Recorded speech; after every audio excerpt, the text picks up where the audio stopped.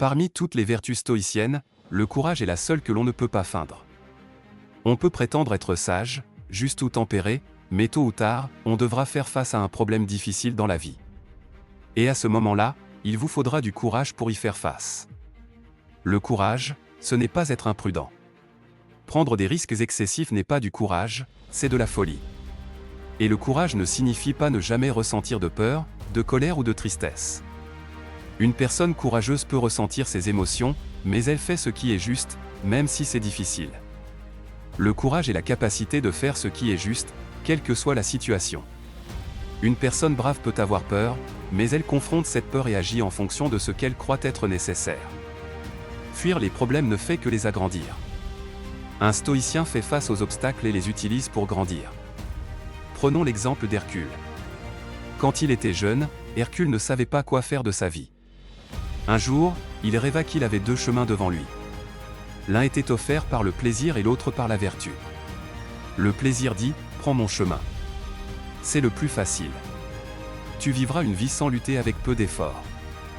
La vertu, quant à elle, dit « Si tu veux accomplir quelque chose de significatif, tu dois travailler dur. Ce ne sera pas facile, mais si tu veux être admiré pour ta bravoure, tu dois faire le bien pour les autres, même si cela signifie des sacrifices. » Hercule choisit la vertu. Il n'eut pas une vie facile, mais il eut une vie pleine de sens. Il affronta de nombreux défis et fit des erreurs, mais il agissait toujours avec courage. À la fin, il devint un dieu. Tout comme Hercule, les stoïciens choisissent le chemin de la vertu, et le courage est nécessaire pour le pratiquer.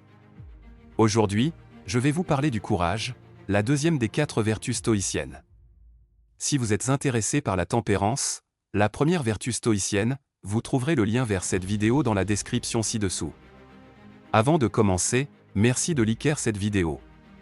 Cela m'aidera à partager cette philosophie avec plus de gens. Et si vous ne voulez manquer aucune vidéo, abonnez-vous et cliquez sur la cloche de notification. Vous avez probablement entendu parler de la bataille des Thermopyles. L'armée perse, dirigée par le roi Xerxès, comptait 300 000 soldats et menaçait de détruire toute la Grèce. Les armées grecques n'arrivaient pas à se mettre d'accord sur la manière de riposter, alors le roi de Sparte, Léonidas, décida d'agir. En raison de festivals religieux, Léonidas ne pouvait pas mener toute l'armée spartiate au combat. Il partit donc pour les Thermopyles avec seulement 300 soldats de sa garde personnelle. Il savait qu'ils étaient en infériorité numérique, 300 contre 300 000, mais ils firent ce qui devait être fait. Ils comprenaient que c'était leur devoir de défendre la Grèce. Ils étaient probablement terrifiés, mais ils ne laissèrent pas la peur les empêcher de faire ce qui était juste. C'est ça, le courage, affronter une situation qui nous pousse à nos limites, mais faire ce qui est juste malgré tout, au lieu de fuir. Les 300 Spartiates moururent aux Thermopyles avec le roi Léonidas, mais leur sacrifice permit aux Grecs de se regrouper et de vaincre les Perses plus tard. Grâce à leur courage, la Grèce fut sauvée. Cette histoire est un exemple parfait de courage. La légende dit que Léonidas était un descendant d'Hercule, donc tous deux sont des exemples de bravoure stoïcienne. Les stoïciens ne cherchaient pas le danger, ni ne se mettaient volontairement dans des situations risquées. Mais ils n'évitaient pas non plus le danger, si cela signifiait accomplir quelque chose d'important. Pour les stoïciens, le courage est essentiel pour pratiquer les 3 autres vertus, la sagesse, la justice et la tempérance. Pour agir avec sagesse, justice et tempérance, il faut du courage.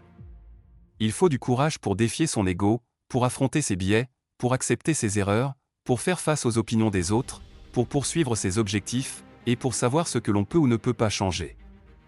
Pour développer notre courage, nous devons nous concentrer sur 3 choses, prendre des responsabilités. Réfléchissez aux choses dont vous êtes responsable et comprenez ce que cela implique. Être responsable signifie prendre soin des choses et les protéger. Cela signifie que, lorsque quelque chose va mal, c'est votre responsabilité de le gérer. Nous ne pouvons pas être courageux si nous ne sommes pas prêts à assumer nos responsabilités. Dans l'histoire des 300 Spartiates, les soldats savaient que leur responsabilité était de protéger leur ville et ses habitants. Ils comprenaient que de nombreuses vies dépendaient de leur courage, et cela leur donna la force de faire face à la bataille. Savoir ce que l'on peut contrôler. Il y a beaucoup de choses qui peuvent nous effrayer mais qui échappent à notre contrôle. Il est important de reconnaître ce que nous pouvons contrôler et ce que nous ne pouvons pas. Le courage stoïcien commence par poser les questions suivantes. Si quelque chose me fait peur, mais que je ne peux pas le contrôler, est-ce logique d'avoir peur? Si je ne peux pas contrôler ce que font les autres, Pourquoi devrais-je avoir peur de leurs actions, si quelque chose d'extérieur ne peut vraiment pas me nuire? Pourquoi devrais-je en avoir peur? Les stoïciens réfléchissent à ces questions pour éviter des peurs inutiles, que ce soit la peur de perdre de l'argent, ce que les autres pensent, de tomber malade, ou même de mourir. Un stoïcien n'est pas courageux simplement pour être courageux. Il se rend compte qu'il n'y a rien à craindre, car tant de choses échappent à son contrôle. Pratiquer le courage, comme le disait le philosophe Sénèque, aucun homme n'est plus malheureux que celui qui ne fait jamais face à l'adversité, car il ne peut pas prouver ce dont il est capable.